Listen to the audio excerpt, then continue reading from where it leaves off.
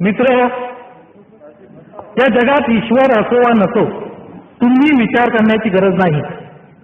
या जगात ज्या घडामोडी घडत असतात ती माणसंच करीत असतात. तुमचा उद्धार करण्यास कोणीही येणार नाही. तुम्ही मनात आणाल तर तुमचा उद्धार तुम्हीच करू शकाल.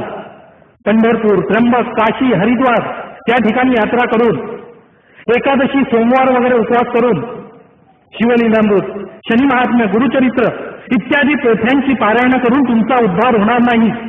तुमचे वाडवडील हजारो वर्ष या गोष्टी करीत आले तरी तुमच्या शोचनीय स्थितीत तसूभर सुद्धा फरक पडला नाही. तुम्ही केलेल्या उपोषणांनी तुमची उपासमार कळली नाही. तेव्हा आता तुमच्या उद्धाराचा एकच मार्ग आहे आणि तो मार्ग म्हणजे राजकारण, कायदा.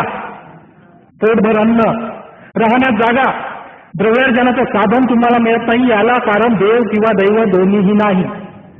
तुम्हाला अन्न वस्त्र देणं, निवासस्थान देणं, शिक्षण देणं हे देशातील कायदा करणाऱ्या सत्तेचं कार्य आहे.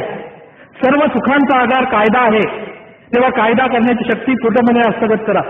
लक्षात ठेवा, समाज जागृत, सुशिक्षित व स्वाभिमानी असेल तरच त्याचं सामर्थ्य वाढेल. 100 दिवस मेंढरागत जगण्यापेक्षा एक दिवस का होईना पण सिंहासारखं जगलं पाहिजे.